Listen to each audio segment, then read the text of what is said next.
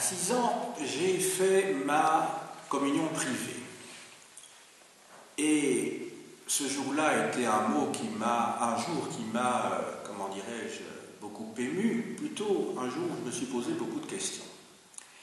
Parce que ce jour-là, on m'a dit que mon âme était redevenue toute blanche. Ce qui supposait que précédemment, elle ne l'était pas.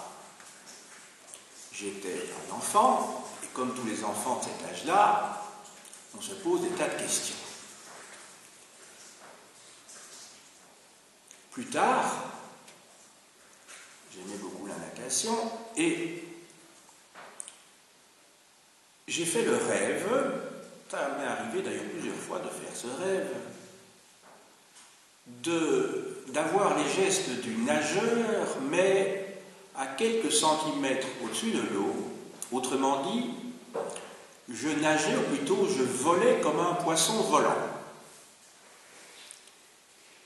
Ça vous paraît peut-être un petit peu curieux de commencer votre premier cours de philosophie de cette manière-là, mais je voudrais justifier, légitimer même l'intérêt d'un cours d'histoire de la philosophie.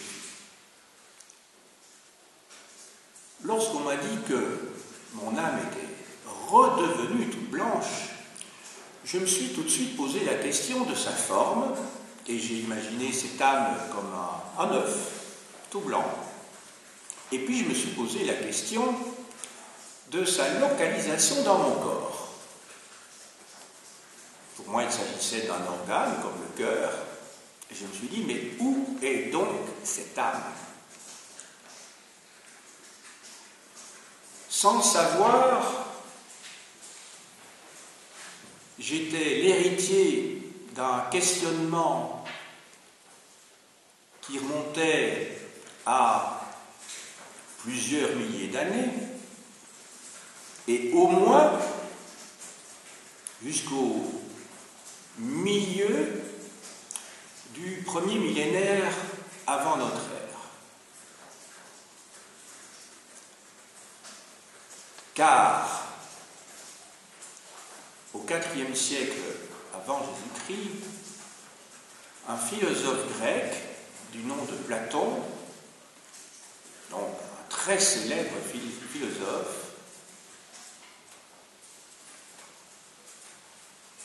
il avait été question de savoir ce que c'était que cette âme et où elle était localisée. Nous sommes tous en fait, sans le savoir, donc inconsciemment, les héritiers d'une civilisation ancienne, et faire de l'histoire de la philosophie, c'est quelque part faire la psychanalyse de notre civilisation. Car toute une série de pensées ou de comportements qui nous meuvent sont en fait rien d'autre que des acquis. Ces comportements, ces idées ne sont pas innés. Lorsque vous vous mouchez, lorsque vous mangez avec une fourchette, lorsque vous vous asseyez dans un fauteuil ou sur une chaise, la manière même dont vous toussez, eh bien tout cela, en fait, ce sont des comportements culturels. D'ailleurs, vous le savez bien, serrer la main à l'autre bout du globe, si c'est accepté à l'heure actuelle parce que les orientaux savent très bien comment fonctionnent les occidentaux, eh bien, il y a une centaine d'années, cela pouvait paraître très curieux à leurs yeux. Vous savez que quand on se serre la main, c'est une manière inconsciente de montrer que l'on n'a pas d'armes et que donc on n'est pas dangereux pour la personne avec laquelle on se serre la main. Eh bien, le problème de l'âme est un problème culturel.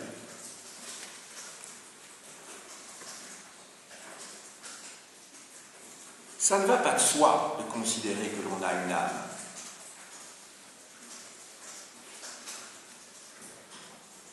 Le propos d'aujourd'hui va donc porter sur la nature de l'âme dans les dialogues platoniciens. Platon est donc ce philosophe grec qui a vécu entre 428-427 avant Jésus-Christ et qui est décédé en 348-347, bien entendu toujours avant Jésus-Christ. C'est un des plus grands philosophes de l'Antiquité, un des plus connus aussi. Platon, à l'inverse de son maître Socrate, a laissé des écrits. Ces écrits ont la forme de dialogue, c'est-à-dire d'échanges verbaux entre, la plupart du temps, un maître, à savoir Socrate, et d'autre part, un de ses disciples.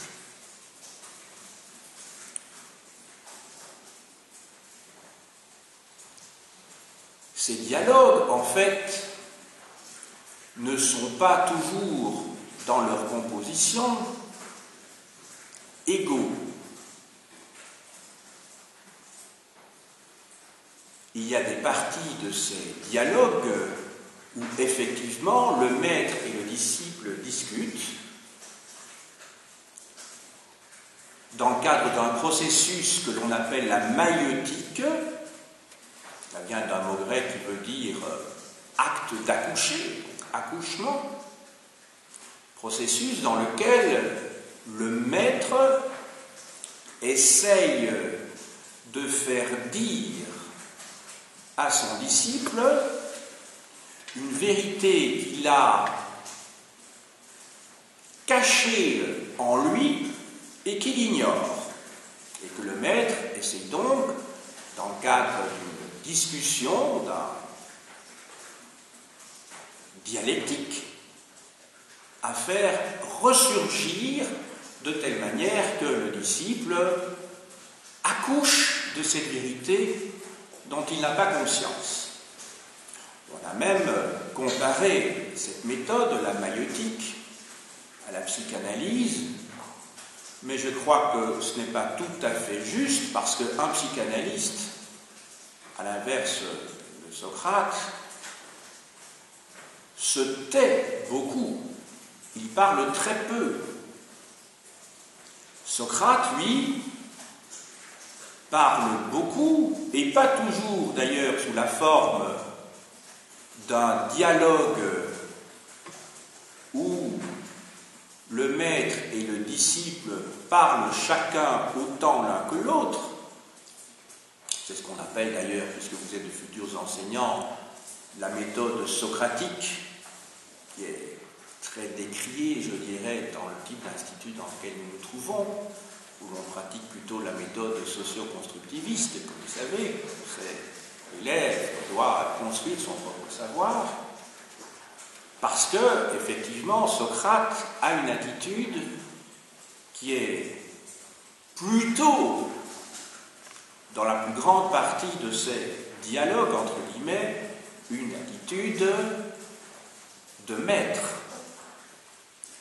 Dans les dialogues dont il sera question aujourd'hui, à savoir principalement Phèdre, qui est en discussion avec Socrate, mais aussi le Phédon, aussi le Timée, et enfin la République, eh bien dans tous ces dialogues,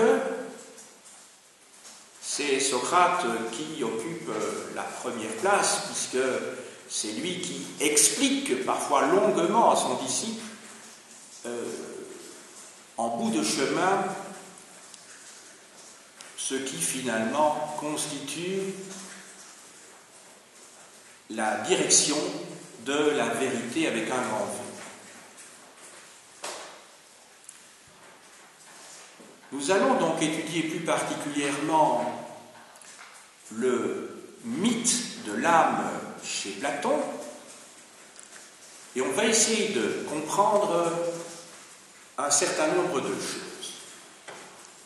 Le premier point de mon exposé va porter sur l'origine de l'âme,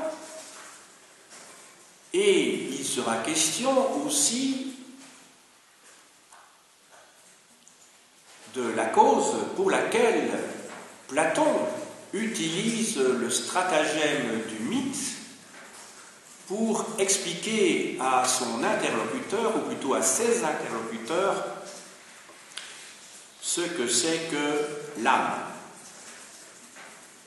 Après avoir vu donc dans un premier point quelle est l'origine de l'âme chez Platon, on va s'attacher au problème qui est vraiment au cœur, je dirais, de mon exposé, c'est-à-dire celui de la nature de l'âme, avec un très long préambule qui portera sur le mythe de la chute de l'âme, qui renvoie d'ailleurs dans d'autres civilisations à cette idée d'un moment où on a contemplé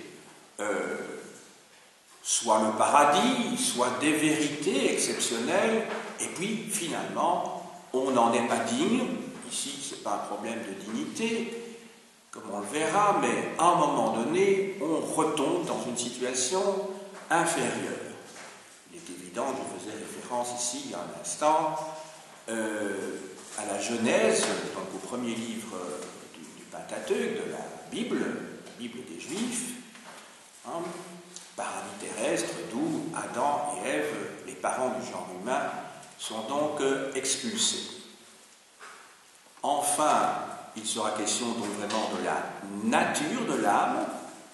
On verra quelles sont les parties de l'âme, et on verra aussi en conclusion que pour Platon, les parties de l'âme ont leur expression dans la société idéale qu'il décrit dans la République, donc ce dialogue que j'évoquais tout à l'heure.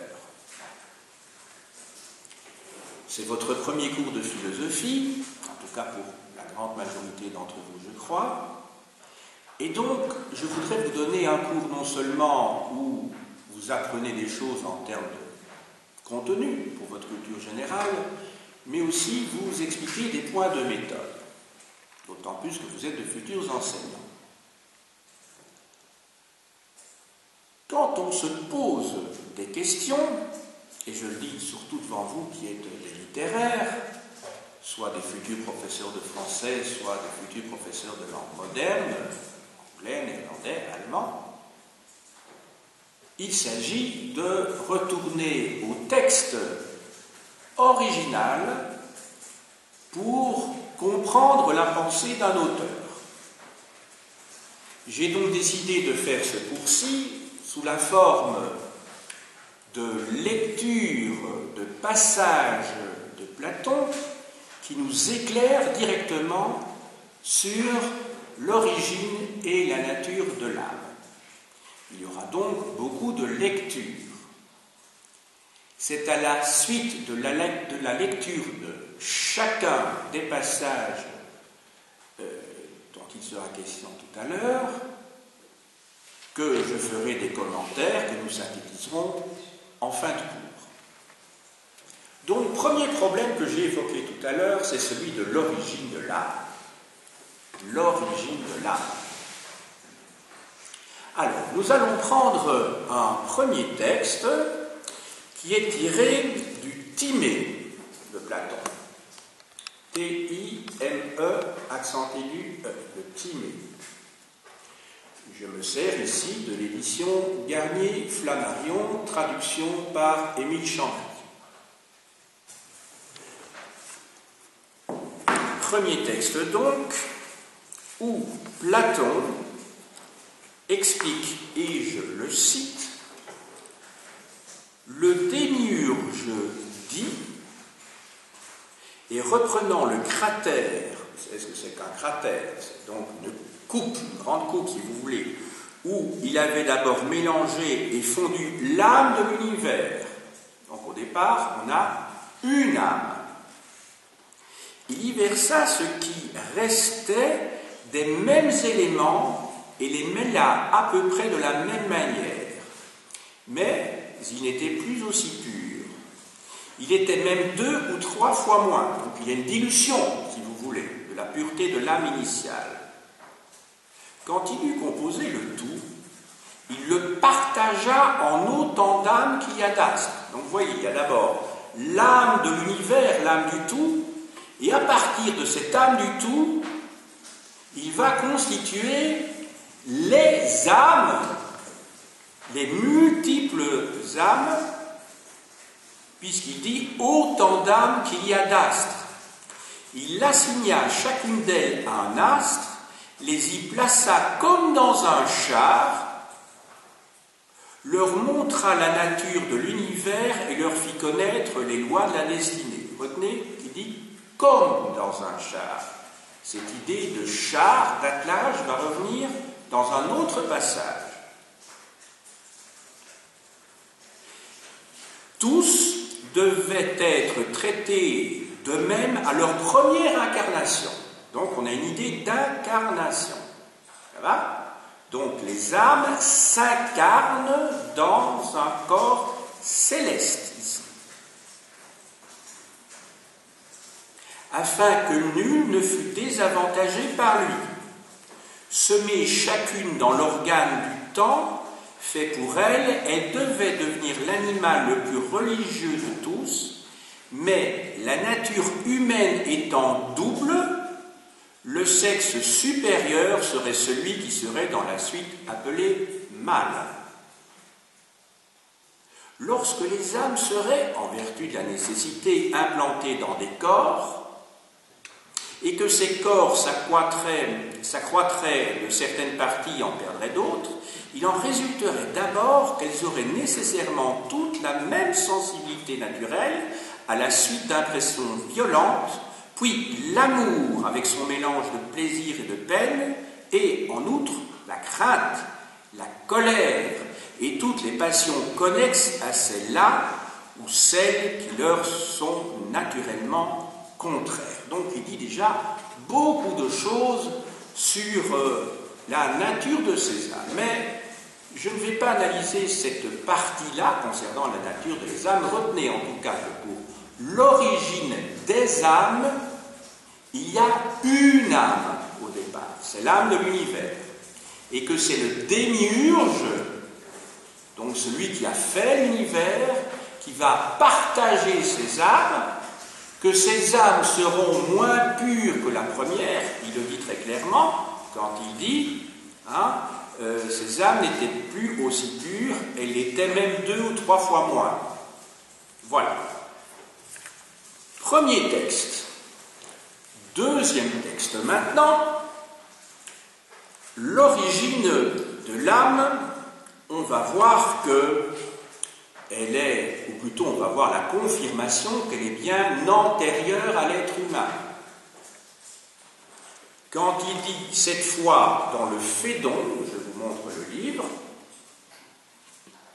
toujours édité dans la collection Garnier-Flammarion, édité toujours par le même Émile Chambry, voilà ce que dit Platon. L'âme est quelque chose de fort semblable à la divinité et elle a existé avant que nous fussions des hommes. Je me limite à ça pour l'instant.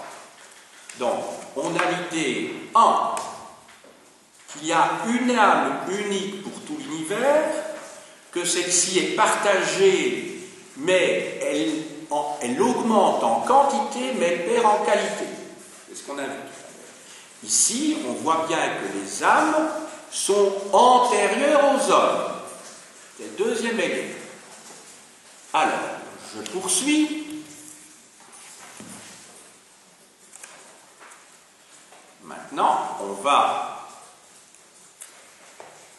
une précision supplémentaire qui est tirée à nouveau du Timée. À nouveau du Timée. Alors, je ne vous donne pas ici toutes les références précises des passages pour ne pas encombrer mon exposé, mais je suis prêt à vous les donner quand vous voulez, bien entendu. Alors, il dit ceci. Nous avons dit souvent qu'il y a en nous 3 espèces d'âmes logées en 3 endroits différents et qu'elles ont chacune leur mouvement séparé. Il nous faut dire de même à présent, d'une manière aussi brève que possible, que si l'une d'elles reste oisive et n'exerce pas les mouvements qui lui sont propres, elle devient nécessairement très faible et que celle qui s'exerce devient très forte. Il faut donc veiller à ce que leurs mouvements soient proportionnés les uns aux autres. De même, plutôt, de l'espèce d'âme qui a la plus haute autorité en nous, voici l'idée qu'il faut s'en faire.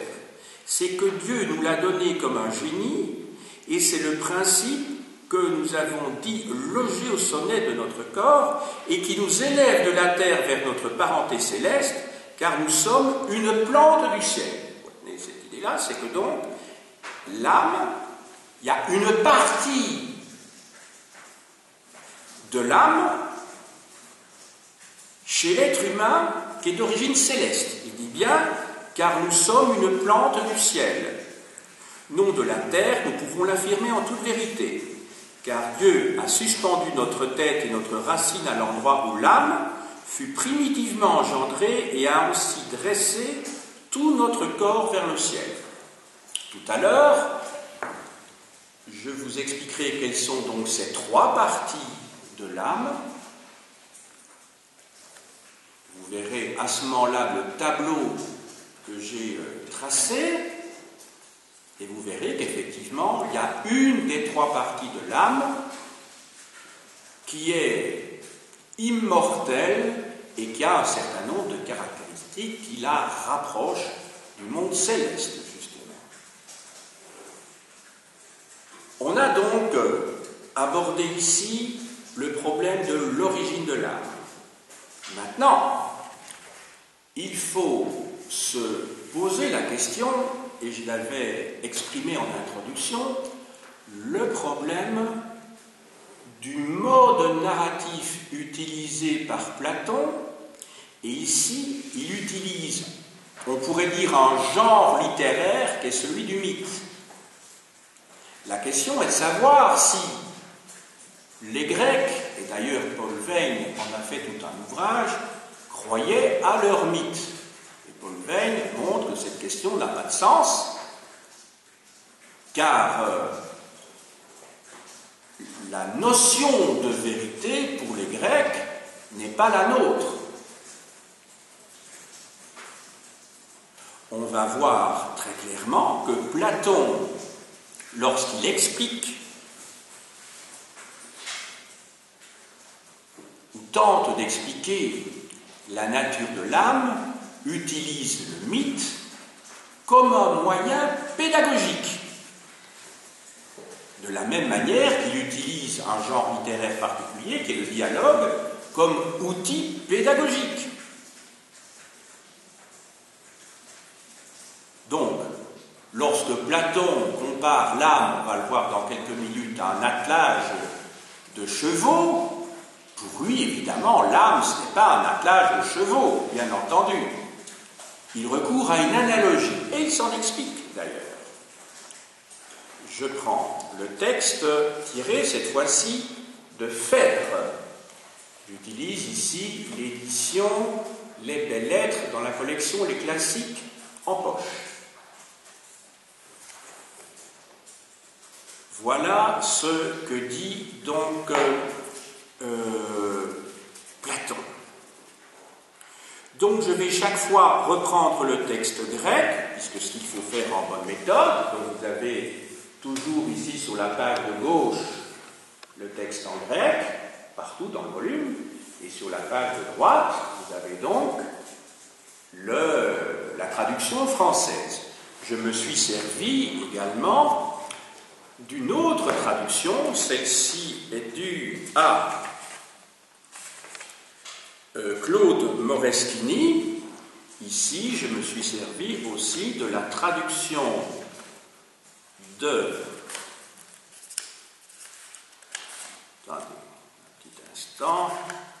Alors, de Mario Meunier, dans une autre édition, très facilement accessible, dans la collection Agora les classiques. Voilà. Donc, ce sont les deux éditions sur lesquelles je me base. Voilà. Alors, les traductions peuvent être différentes à certains endroits, donc le souci ici est de pouvoir comparer quand il y a un doute à certains moments ou un éclaircissement, ou parfois dans les commentaires, dans les notes, une précision qui se trouve nécessaire. Donc je vous lis donc le texte en grec par petits morceaux. Vous verrez que j'ai mis au tableau les mots les plus importants. Vous avez donc d'abord les mots écrits en grec, tels qu'ils apparaissent ici dans le texte original. Entre parenthèses, je vous ai indiqué donc la translittération des caractères grecs en caractère latin, et puis je vous en ai donné une traduction.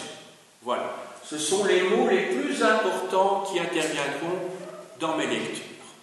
J'espère que ça vous aidera.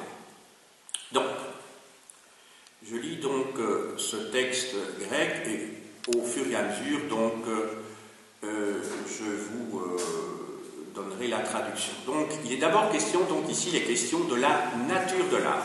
Donc, on est vraiment maintenant dans la nature de l'âme, mais sauf qu'il explique la raison de l'usage du mythe. C'est pour ça que je vous lis ce passage-là. Pas encore pour vous donner l'explication qu'il donne de la nature de l'âme. C'est le procédé qu'il utilise, le procédé pédagogique. Il dit ceci. Donc à présent, voici comment on doit parler de sa nature. Je vous lis le texte en grec, donc. Oion men esti, pantei pantos teias. Alors, enai kai makras diegeseos, hoi de eoiken. Anthropines tekai elatonos potai aun legomen. Donc, pour exposer ce qu'elle est, il faudrait un art absolument divin. Et ce serait fort long. Mais en donner une image, vous entendez bien image, le mot qui apparaît dans le texte ici, c'est eikon. Mais en donner une image n'excède pas les capacités humaines et demande moins de temps. Donc c'est très clair. Il dit en fait, il n'est pas possible, on n'a pas les moyens, on n'en a que l'intuition quelque part, d'expliquer ce que c'est l'âme. Et moi, philosophe, moi, professeur de philosophie, je trouve un truc, un moyen pour l'expliquer simplement, c'est le principe de l'analogie. J'en donne une image qui n'excède pas les capacités humaines. Et Platon est un excellent pédagogue. Je poursuis. Alors maintenant, on va s'interroger sur la nature de l'âme elle-même. Alors, Platon, en fait, et je vous lis un nouveau passage, dont on retiendra évidemment quelques idées, dit, je vous lis le passage en français, puis c'est seulement le petit passage qui m'intéresse directement, qui sera lu en grec. Dès lors, la pensée divine qui se nourrit d'intelligence et de savoir sans mélange, retenez, la pensée divine qui se nourrit d'intelligence et de savoir sans mélange, et aussi la pensée de toute âme qui va recevoir l'aliment qui lui convient. Donc là, il est vraiment dans l'analogie quand il parle d'aliment, pour que ce soit clair pour tout le monde, parce que c'est du concret ça. Apercevant enfin l'être en soi. Donc ce n'est pas l'être quelconque, c'est l'être en soi. Je vous donne un exemple, enfin l'exemple que l'on prend traditionnellement. Vous avez des objets de forme triangulaire et vous dites que ce sont des triangles. Non, ce sont des objets qui ont une forme triangulaire. Le triangle, en tant qu'idée, vous ne le voyez pas. C'est une abstraction. Alors ce sera une abstraction aux yeux d'Aristote, qui est le successeur de Platon, Alors que pour Platon, le triangle, c'est la seule réalité. Les objets que nous voyons autour de nous qui ont une forme triangulaire ne sont pas des réalités, ce sont des ombres. La seule réalité, c'est l'idée de triangle. Voilà, je poursuis. Alors, donc la pensée divine, etc., apercevant enfin l'être en soi, en éprouve de la joie. Et dans cette contemplation de la vérité, trouve sa nourriture et son délice, jusqu'à l'heure où le mouvement circulaire la ramène au même point. La ramène au même point. Or, tandis que s'accomplit ce tour, elle c'est qui? C'est la pensée divine. Ça va? Elle contemple la justice en soi. Alors je dis bien la justice en soi. C'est-à-dire que ce n'est pas une décision judiciaire qui serait juste. C'est la justice en soi, en tant qu'idée. C'est ça la réalité pour Platon. Ce n'est pas une décision juste d'un juge. Elle contemple la sagesse. Elle contemple la science. Non pas celle qui est sujette au devenir. Ben oui, parce que pour Platon, tout ce qui est en devenir se transforme. Donc il y a une corruption de l'idée initiale. Comprenez? Donc l'idée, elle, ne se transforme pas. La réalité est une, et comme elle est une, elle ne peut pas devenir autre. Devenir autre. Nous, individus, vous êtes d'accord? Enfin, si vous êtes d'accord, c'est un gros problème philosophique, donc c'est pas dit rapidement. Quand nous disons « ah, je suis », et que demain matin, vous direz « je suis », vous êtes d'accord qu'entre les deux, vous avez un peu vieilli, vous avez peut-être aussi un peu mûri psychologiquement. Êtes-vous toujours le même? C'est ça le problème. Êtes-vous toujours le même? Quand vous vous regardez maintenant et que vous regardez une photo de vous quand vous étiez bébé, vous allez dire « oui, c'est moi quand j'étais bébé ». Pourtant, quand vous regardez, vous, avec 60 cm, et vous, avec 1m60 ou 1m80, c'est quand même pas le même être. Donc vous voyez qu'il y a un problème philosophique quand même qui se pose. Et pourtant, vous dites « c'est moi ». Ben, pour Platon, manifestement, votre corps n'est plus le même, donc ce n'est plus vous.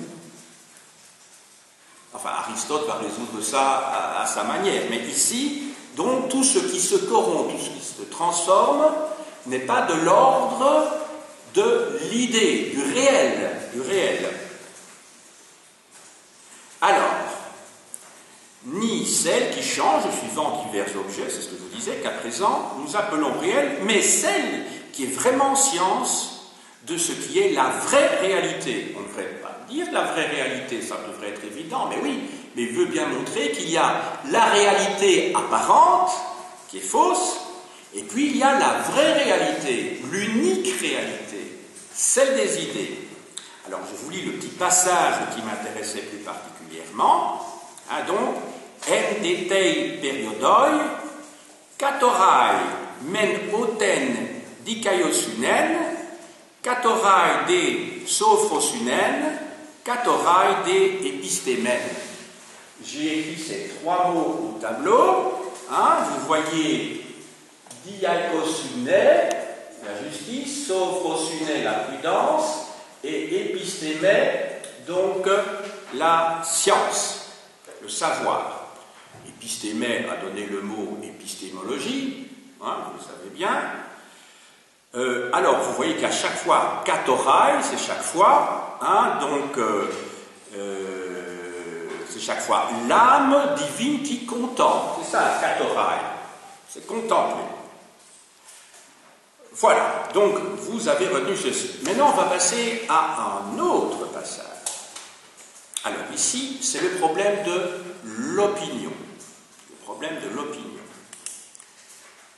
On a vu ici qu'il y a donc des idées dans le monde céleste qui représentent la réalité en soi, la justice en soi, la prudence en soi, le savoir en soi.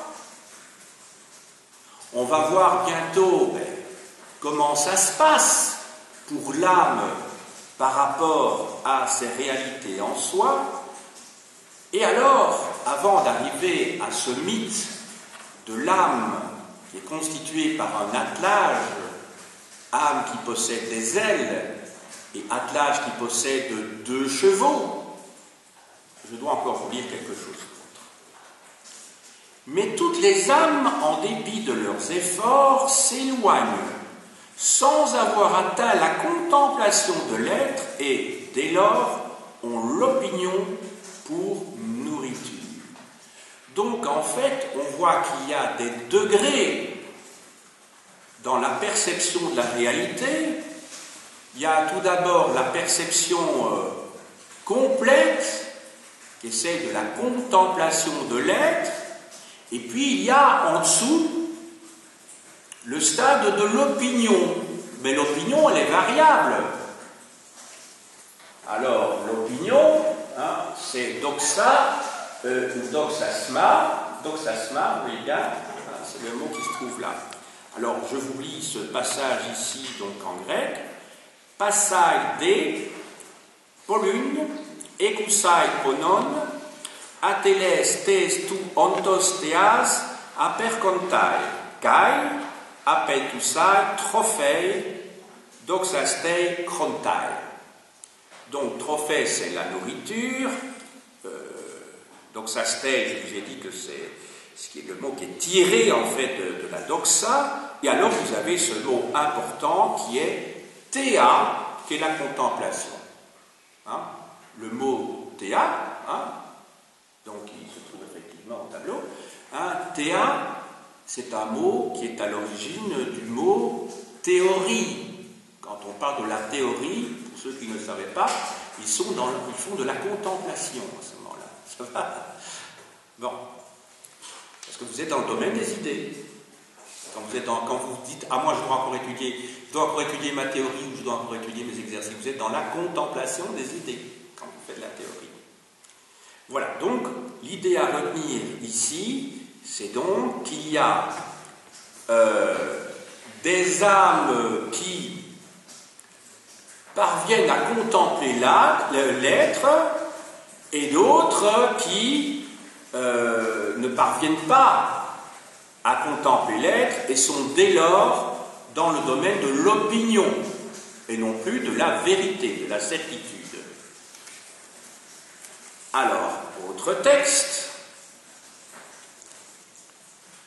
Alors, c'est important ceci. Pourquoi? Parce que on a déjà repéré un certain nombre de notions. Maintenant, qu'est-ce qui fait que lorsque les âmes s'incarnant dans un corps ont des idées qu'elles croient réelles alors qu'elles ne sont pas réelles? Eh bien, Platon explique ça par le phénomène de la réminiscence. En grec, c'est, écrit au-dessus, réminiscence, anamnésis. Anamnésis. Anamnèse, c'est un mot qu'on utilise toujours dans la langue courante en français aussi. Hein. Vous savez, l'anamnèse, c'est quoi? C'est quand, en fait, vous allez chez le médecin et que vous expliquez vous-même, vous faites le récit de vos propres troubles. Hein. Donc, vous êtes en situation d'anamnèse. Donc, il vous écoute à ce moment-là. Hein. Bon. Et c'est très important pour le médecin, pour son diagnostic, parce que s'il ne connaît pas vos symptômes, hein, ça posera problème. Hein. Alors, le texte est le suivant. Donc, je le lis donc en grec et puis en traduction française. Hein. Alors, dergar anthropon sunienai, kateidos legomenon. Donc, eidos, c'est l'idée. Hein. Ek polon ion estezeon. Es en logismei xunerumenon. Point. Alors, je traduis. Il faut en effet que l'homme saisisse le langage des idées, lequel part d'une multiplicité de sensations. Alors, sensation, vous voyez que c'est esthésis. Vous l'avez entendu à un moment donné quand j'ai dit estéséon. Ça va? Alors, lequel part d'une multiplicité de sensations et trouve l'unité dans l'acte de raisonnement. C'est important ça. Donc en fait, nous touchons, nous sentons, nous écoutons, nous goûtons grâce à nos sens. Ces sensations sont multiples. Et ce qui vous permettra de dire à un moment donné, ça, c'est cela, eh bien, c'est que vous allez réunir, grâce à votre raison, grâce à votre raisonnement, ces sensations pour formuler une idée, ce qu'on appelle couramment une idée. Or, il s'agit là d'une réminiscence. Donc, vous croyez, en fait, qu'à ce moment-là, grâce à votre raison, vous unifiez les multiples sensations, mais en fait, ce qui vous permet de raisonner et d'arriver à la solution, c'est-à-dire à l'idée, c'est quoi? Eh bien, c'est que vous avez vu à un moment donné cette idée quelque part. Et où est ce quelque part? Eh bien, c'est justement quand votre âme, quand elle était en train de tourner sur cet attelage dont je vais finalement parler, quand elle était en train de tourner dans le ciel, eh bien, à un moment donné, elle a vu l'idée qui vous inspire à un moment donné et qui est le résultat d'un souvenir, d'une réminiscence. Donc, je poursuis. Or, il s'agit là d'une réminiscence. Alors, je reprends le texte grec. Tuto destin anamnesis ekenon apot eiden emon e psuke sum poreu teisa theoi kai uperitusa a nun einai famen kai anakupsasa esto on ontos. Alors, la traduction. Donc, or, il s'agissait d'une réminiscence des réalités, réminiscence, je vous ai dit, anamnésis, des réalités jadis vues par notre âme, quand elle suivait le voyage de Dieu, et que, dédaignant ce que nous appelons à présent des êtres réels, elle levait la tête pour contempler l'être véritable. Ça va? Ça, c'est la vision de Platon. Vous comprenez maintenant pourquoi on parle de l'idéalisme de Platon. C'est une philosophie idéaliste. C'est très clair. Et que dédaignant ce que nous appelons à présent des êtres réels, elle levait la tête pour contempler l'être véritable. Ça veut dire que sur Terre, eh bien, nous sommes entourés d'illusions, de fantômes,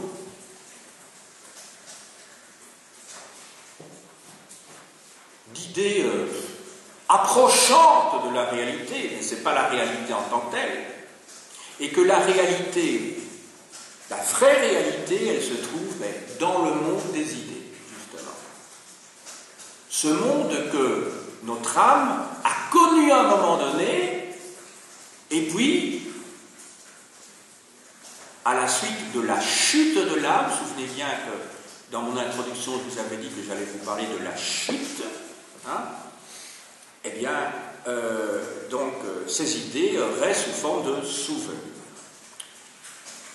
Alors, maintenant, on va voir comment ça se passe là, avec le fameux attelage. Parce que je vous avais dit que, en fait, l'âme aux yeux de Platon, en tout cas sous forme analogique, puisqu'il s'agit bien d'un mythe, il ne croit pas à ce qu'il raconte, il dit simplement que c'est un moyen pédagogique. Souvenez-vous du mot qui avait été utilisé tout à l'heure, c'était celui d'image, parce que l'image est plus facilement compréhensible. Bon, eh bien, voilà ce fameux mythe de l'âme. Je vais vous le lire dans ce cas. Alors, remonter un petit peu plus loin. Au commencement de cette fable, nous avons dans chaque âme distingué trois parties. Deux qui ont forme de cheval, une troisième qui a forme de cocher. Vous avez retenu? Donc trois parties. Deux qui ont la forme de cheval, une troisième qui a forme de cocher. Je vous ai dit qu'il y avait trois parties de l'âme, on va y revenir tout à l'heure. Gardons cette image. Des deux chevaux, disons-nous, l'un est bon, l'autre ne l'est pas. Mais nous n'avons pas expliqué en quoi consiste l'excellence de l'un ou le vice de l'autre. C'est ce qu'il faut dire à présent.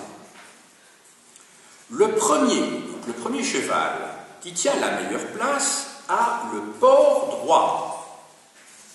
Il est bien découplé. Il a l'encolure haute, la ligne des naseaux recourbée. Sa couleur est le blanc, ses yeux sont noirs. Donc, premier cheval. Ah, on le décrit. Platon le décrit. En disant, c'est une mise en scène, ceci, puisque de toute façon, c'était qu'un mythe, mais pas un mythe auquel il croit lui-même. Je l'ai déjà dit plusieurs fois. Alors, maintenant, on va voir les qualités de ce cheval, maintenant plus qualités physiques, mais les qualités morales. Ce cheval aime l'honneur en même temps que la modération et la réserve. Alors, j'ai écrit au tableau ces mots-là. Donc, la modération, c'est le mot, alors, eidos. Alors, le mot prudence ou réserve, c'est le mot sophronet, qui était le troisième mot écrit sur le tableau de gauche, sophronet. Et d'ailleurs, il dit, oui, il est attaché à l'opinion vraie. Alors, attaché à l'opinion vraie, je vous le dis dans le texte grec original, kai alitines doxes eteiros. Eteiros, c'est le compagnon. Ça va? D'ailleurs, dans le beau rester en français, quand on dit une étaïre, c'est une compagne, parfois une prostituée. Donc, hétéros, ici, c'est le compagnon. Alors, il est compagnon de quoi? Vous savez le génitif qui précède. Donc, il est compagnon de la vraie opinion. L'opinion, ici, vous voyez, la vraie opinion, c'est donc alitines. Donc, il faut savoir que la vérité en grec, c'est aletheia. Aletheia. Et alors, l'opinion, ici, doxes, j'ai dit, donc il est le compagnon de l'opinion vraie. Ce cheval-là, le cheval blanc, qui a les yeux noirs. Et puis, on va passer maintenant, oui, nul besoin de le frapper pour le conduire. L'encouragement et la parole suffisent. Alors maintenant, on va passer au deuxième cheval. Le second, au contraire, est de travers, épais, bâti au hasard. Il a l'encolure massive, sa nuque est courte et sa face camarde. Sa peau, sa couleur est le noir. Ses yeux sont gris et injectés de sang. Il a le goût de la violence et de la gloriole. Ça va? Alors, j'essaie de retrouver, oui. Alors, dans le texte grec, c'est, donc, oui, il est compagnon, de nouveau, c'est hétéros, donc, Ubreos kai alas doneias eteiros. Donc, il est, c'est ce qui est dit ici, quoi. Il a le goût de la violence et de la gloriole. Ses oreilles sont velues. Il est sourd et il obéit à peine au fouet et à l'aiguillon. Quand donc le cocher, contemplant le bel objet de son amour et sentant une chaleur se répandre dans toute son âme, se laisse envahir par le chatouillement et les aiguillons du désir, le cheval docile au cocher se contraint, comme toujours à la réserve, et se retient de bondir sur le bien-aimé. Mais l'autre, sans souci de l'aiguillon du cocher ni du fouet, saute et s'emporte avec violence. Il donne toutes les peines du monde à son compagnon d'attelage et à son cocher, et il est contraint à se porter vers le jeune garçon, donc le cocher donc, et à lui parler des délices d'Aphrodite.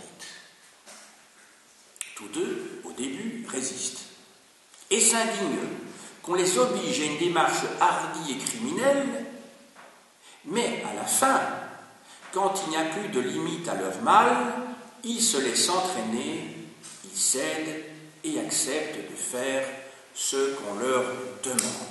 J'espère que vous avez retenu en tout cas ici un mot-clé qui est hubris plutôt, qui est un mot très fréquent dans la littérature grecque.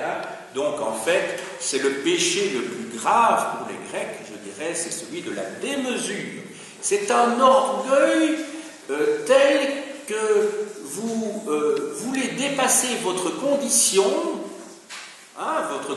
d'être humain ou votre condition sociale, et vous péchez pour cela, et donc vous risquez évidemment les pires tourments des dieux. C'est un petit peu le cas de Prométhée. Vous connaissez le mythe de Prométhée, qui lui était un titan, ce n'était pas un homme, donc il appartenait à une génération antérieure des dieux. Mais il avait osé défier Zeus, et pour avoir défié Zeus en voulant apporter le feu aux hommes, il avait été condamné à être attaché sur un rocher et à avoir, non pas toute sa vie, puisqu'il est immortel, mais pour l'éternité, son foie dévoré donc constamment par un vautour. Parce qu'il avait donc commis son péché d'hubris, le péché de la démesure.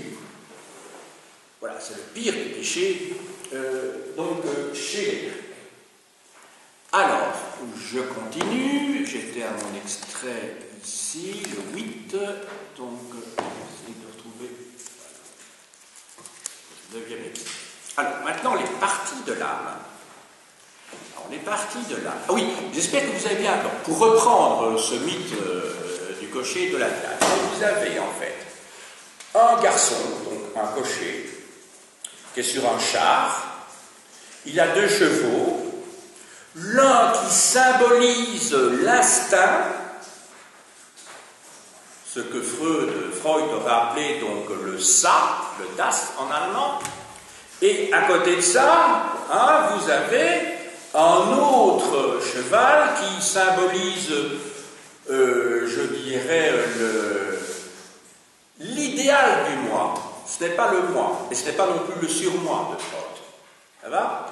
Et le moi, c'est le cocher lui-même. Le moi, il est comment dirais-je, il est entre les 2 chevaux, il essaye d'essayer de les mater, entre d'une part ses pulsions instinctives, et d'autre part l'idéal du moi. Et le moi, il est entre les 2, et c'est celui qui doit conduire à l'équilibre, si vous voulez. Alors, donc, je vous ai dit que j'allais aborder maintenant le problème des parties de l'âme, et c'est évidemment lié aux propos actuels. Alors, je vous en lis une petite partie, c'est tiré du Timée. Voilà, donc on a déjà vu cet ouvrage tout à l'heure. Dans l'édition que j'ai ici, je n'ai que le texte français, donc il n'y aura pas de grec, ne vous en faites pas. Alors, voilà. Donc, il dit ceci, donc, Dieu, mais pour les animaux mortels, Dieu chargea ses propres enfants des engendrements. Et puis alors, ceux-ci prirent modèle sur lui. Et quand ils eurent reçu le principe immortel de l'âme, ils façonnèrent ensuite autour de l'âme un corps mortel et lui donnèrent pour véhicule le corps tout entier. Puis, dans ce même corps, ils construisirent en outre une autre espèce d'âme, l'âme mortelle, et on va voir bientôt, donc il y a 2 parties mortelle de l'âme et une immortelle, qui contient en elle des passions redoutables et fatales, d'abord le plaisir, le grand appât du mal, ensuite les douleurs qui mettent les biens en déroute, en outre la témérité et la crainte, 2 conseillères imprudentes, puis la colère difficile à calmer et l'espérance facile à duper. Alors, mêlant ces passions avec la sensation irrationnelle et l'amour qui ose tout, ils composèrent, suivant la loi de la nécessité, la race mortelle. Aussi, comme ils craignaient de souiller le principe divin, sauf le cas d'une nécessité absolue, ils logèrent le principe mortel à l'écart du divin dans une autre chambre du corps. Ils bâtirent à cet effet un isthme et une limite entre la tête et la poitrine, et mirent entre eux le cou afin de les maintenir séparés. C'est dans la poitrine et dans ce qu'on appelle le tronc qu'ils enchaînèrent le genre mortel de l'âme, etc., etc. Je ne peux pas tout vous lire parce qu'il y en a encore pour plusieurs pages ici. Donc, retenez quand même un certain nombre de choses. Donc, vous avez compris que l'attelage symbolise les trois parties de l'âme. Que vous avez donc, et ça je ne l'ai pas encore expliqué, mais c'est l'occasion de jamais, vous avez donc les âmes non divines, les âmes qui suivent le cortège des dieux. Donc, vous devez imaginer que dans le ciel, tournant autour, dans l'univers, mais de manière circulaire, vous avez donc Zeus qui est sur son char, qui est suivi de 10 dieux et déesses, 10 dieux et déesses parce qu'il en manque une qui est Hestia, et qui, elle, est restée au foyer, c'est la déesse du foyer qui ne bouge pas, elle est immobile. Donc il y a 10 dieux plus le roi des dieux, Jupiter, donc, Zeus, donc ils sont à 11 à tourner, donc dans leur attelage. Ce sont des âmes divines, donc elles sont toujours à proximité de ce que je vous ai expliqué tout à l'heure. Elles voient, elles contemplent l'être en tant qu'être, elles contemplent la justice en soi, la prudence en soi et le savoir en soi, la science en soi. Il y a derrière ce cortège des âmes divines, il y a les âmes, les autres âmes, parce que vous avez vu qu'il y a des multiplicités d'âmes, on l'a vu dans le premier extrait que je vous ai dit, là, quand il y a eu le partage de l'âme du tout. Et ces âmes-là, elles n'ont pas, ou plutôt ces attelages-là, n'ont pas comme les dieux, des attelages parfaits où vous avez deux beaux chevaux qui suivent au doigt et à l'œil, et qui sont des chevaux robustes, forts et tout. Non, les âmes qui suivent, ce sont des âmes, des attelages, où il y a chaque fois un cheval qui est rétif, mal foutu, colérique, râleur, hein, et de l'autre côté, le cheval docile, sympa et tout ce que vous voulez. Hein. Et donc, qu'est-ce qui explique à un moment donné que les âmes tombent? C'est qu'à un moment donné, ces âmes, donc sous la forme d'un attelage, s'éloignent progressivement des idées, ou de l'être en tant qu'être, des idées, c'est-à-dire de la réalité pure, de la vraie réalité, de la seule réalité. Et comme, pourquoi? Parce qu'il y a un cheval qui tire d'un côté, un cheval qui tire de l'autre, donc elles perdent de la hauteur, si vous voulez aussi. Et à un moment donné, les ailes de l'âme, de l'attelage, si vous voulez, les ailes de l'âme s'alourdissent, et elles tombent. Et elles tombent où? Elles tombent dans un corps humain. Et c'est ce qui explique que dans le corps humain, vous avez d'une part une partie immortelle qui se souvient de ce monde des idées, et que vous avez deux autres parties que je vais décrire maintenant. Alors regardez ça dans le tableau que j'ai repris ici. Vous voyez, donc, trois parties de l'âme. Donc, la concupiscence, épithumia, ici, épithumia. Vous avez ensuite le cœur, épithumia, donc thumos, qui a donné le mot tumeur. Hein. Et il y a enfin le nous, l'esprit. Ça va? Ce sont les trois parties. Donc vous pouvez, pour ceux qui souhaitent avoir une considération, donc épithumia, thumos et nous. Ça va? Je me souviens quand j'étais prof en secondaire, il y a une vingtaine d'années, dans mon cours de philo, il y avait un élève qui n'avait vraiment pas compris grand-chose en métaux. Hein, alors j'avais posé une question sur le nous, une comparaison entre Platon et Plotin, qui est un philosophe néoplatonien du IIIe siècle de notre ère, et pour lui, il n'avait rien compris, et pour lui, c'était le nous. Et donc, il me faisait toute une dissertation sur le nous. Le nous, donc la première personne du pluriel en français. Ça va, c'est le nous, hein, ça va, c'est l'esprit. Bon, alors, principe. Donc, vous voyez que la concupiscence, là, le mot n'apparaît pas, c'est Platon, donc j'ai rien dit du tout. Donc, la concupiscence a un certain nombre d'expressions qui sont les appétits élémentaire, je dirais, c'est la psychologie primaire, c'est quoi? C'est les instincts. Donc, c'est l'instinct boire, manger, l'instinct sexuel. Voilà, c'est ça, c'est la faim sous tous ces aspects. C'est ce que nous s'appellerions, alors évidemment, nous, on ne se situe pas au même endroit, d'un point de vue anatomique, c'est ce que nous appelons le cerveau reptilien, quoi. Voilà, vous savez qu'on a trois parties dans le cerveau, ben, c'est la partie la plus instinctive, quoi. Enfin, la partie instinctive, pas la plus instinctive.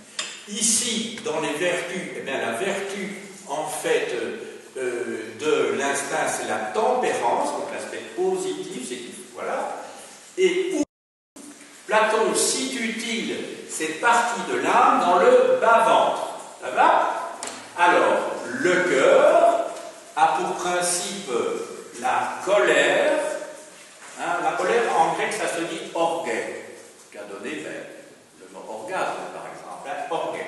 Hein? Alors, expression, les passions, les émotions. La vertu, c'est le courage. Je vous rappelle qu'en français, le mot courage vient du mot cœur directement. Quand on dit, vous savez, dans le site de Corneille, quand le père dit, comment ça s'appelle encore, je ne sais plus, à son fils Rodrigue, Rodrigue, as-tu du cœur? C'est-à-dire, Rodrigue, as-tu du courage? Hein? Voilà. Et ça se situe où, cette partie de l'âme? Au niveau du diaphragme. Donc, vous savez, cette partie, ce muscle qui sépare le bas-ventre, justement, tous nos viscères, d'autre part, des poumons et du cœur. Enfin, troisième partie de l'âme, l'esprit, principe de règle guidé par le principe de raison. Sa vertu, c'est la prudence, et son siège se trouve dans la tête. Vous vous souvenez qu'il y a à chaque fois des parties qui séparent le reste. Vous avez entendu dans le texte que je viens de vous lire il y a quelques instants, c'est le cou. Hein, entre la tête et le reste, vous avez donc le cou, c'est indiqué dans le texte, hein, parce que j'essaie de m'apercevoir. Vous voyez que donc, j'ai indiqué des lettres différentes ici. Les deux premières parties ici, donc, sont les deux parties mortelles de l'âme. Seule la dernière partie, l'esprit, est immortel. Donc, ça veut dire que quand vous mourrez pour Platon, il y a une partie de votre âme qui ne meurt pas. Et alors, comment ça se passe? Il y a une transmigration des âmes. Donc, l'âme, cette partie-là de l'âme est immortelle. Et donc, elle va à nouveau contempler le ciel, enfin, contempler le monde des idées. Elle va, comment dirais-je, acquérir un certain nombre de connaissances, de souvenirs. Puis elle retombe dans un autre corps. Ça va? C'est la transmigration des âmes. Donc, en conclusion maintenant, avant de vous montrer quelques éléments, quelques livres, donc, vous avez bien retenu quelle est la fonction du mythe, fonction pédagogique. Vous avez retenu également que chez Platon, il existe un monde des idées. Donc, le mythe de l'âme nous informe sur sa théorie de la connaissance. Ça nous informe sur sa métaphysique, autrement dit, sa théorie de l'être. Ça nous informe également sur son éthique, c'est-à-dire sur la science du bien et du mal. Ça nous informe également sur sa théologie, donc sur sa conception du monde divin.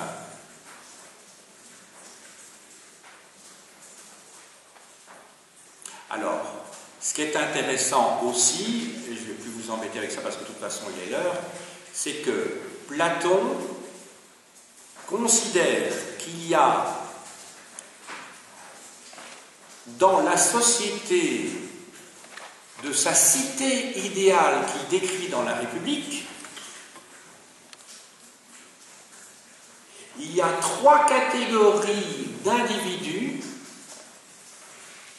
qui ont une fonction parallèle à celle des 3 parties de l'âme dans le corps humain, chez l'être humain. Quelles sont ces trois classes sociales? Il y a les philosophes, qui pour lui doivent diriger la cité. Les philosophes, on voit bien le parallèle avec l'esprit. Il y a ensuite les guerriers, on voit le parallèle avec le cœur et le courage. Et il y a enfin la troisième catégorie, ce sont les paysans, c'est-à-dire ceux qui s'occupent de donner la nourriture aux autres. Donc ça renvoie au fameux instinct dont je vous ai parlé tout à l'heure, à donner des aliments pour boire, pour manger, etc. Vous avez retenu les philosophes, les guerriers et enfin les paysans, et ça correspond aux trois catégories qui sont ici, donc l'esprit, le cœur et enfin la concupiscence ici, avec les appétits. Donc vous voyez que l'interrogation que j'avais quand j'avais 6 ans, c'est-à-dire quand j'ai fait ma communion donc privée, et que je m'interrogeais sur l'origine, la nature et la localisation de mon âme, eh bien finalement c'est un souci qui remonte bien loin dans l'histoire de notre civilisation, et que quelque part, je vous l'avais dit, j'étais l'héritier d'une interrogation, mais sans le savoir, et d'un concept, celui d'âme, qui est propre à notre civilisation, parce que la notion d'âme, elle peut exister dans d'autres civilisations, bien entendu, mais sous des formes tout à fait différentes. Et en fait, je ne me rendais pas compte que ce souci remontait à Platon, et même au-delà, dans notre civilisation, mais m'avait été transmis, et ça je l'ai appris en lisant, évidemment, en faisant beaucoup de lectures, m'avait été transmis par des intermédiaires qui s'appellent Plotin, qui s'appellent surtout Augustin, et que par la suite, cette tradition, en fait, avait été poursuivie, cette question sur l'âme, le problème du péché, dont est responsable, je dirais, le cocher, sauf que la notion de péché n'intervient pas du tout chez Platon, mais elle a été interprétée, utilisée comme telle par les pères de l'Église et dans la littérature chrétienne. On va la retrouver également chez un philosophe comme, je ne sais pas moi, par exemple, un théologien comme Martin Luther, dans la première moitié du XVIe siècle en Allemagne. On va encore retrouver cette idée-là au milieu du XVIIe siècle avec Pascal, etc., etc.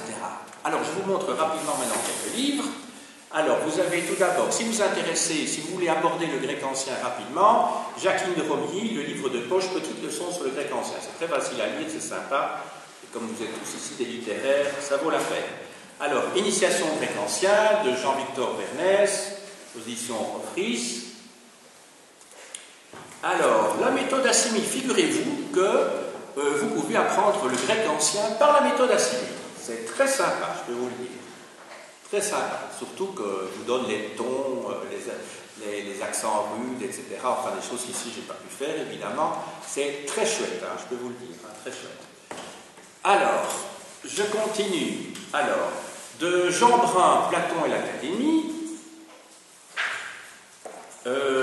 Alors, un ouvrage qui est pas mal d'un philosophe, un grand philosophe tchèque qui s'appelle Jan Patočka, L'art et le temps. Il y a tout un chapitre où il est question justement, où vous trouvez une interprétation du Phèdre de Platon.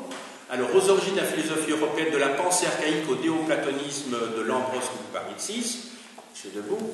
Il était assistant à l'ULB quand moi j'étais étudiant, donc j'ai eu quelques-uns de ses cours. Alors, de Dodds, les Grecs et l'irrationnel, en chant Flammarion. De Paul Venn, les Grecs ont-ils cru à leur mythe? J'ai fait allusion tout à l'heure. D'un grand historien et philosophe de la Grèce antique, Jean-Pierre Vernant, Mythes et pensées chez les Grecs, collection La Découverte. Alors, ceux-là, je les ai déjà tous montrés. Et enfin, pour les auteurs que je viens d'évoquer tout à la fin de ma leçon, de Saint-Augustin, Les Confessions, Garnier-Flammarion. La cité de Dieu du même, donc Saint-Augustin vivait à cheval sur le 4e et 5e siècle de notre ère, donc à l'époque de la fin de l'Empire romain.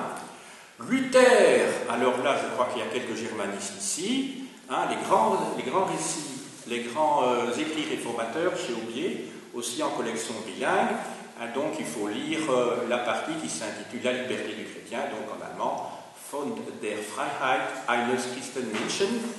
Alors, de Pascal, lettre écrite à un provincial, justement, ça date de 1656, si mes souvenirs sont bons, et même au XXe siècle, le fondateur de la phénoménologie, Edmund Husserl, il est directrice pour une phénoménologie chez Gallimard, et enfin, du même auteur aux éditions de Minuit, La Terre ne se meut pas. J'ai dit.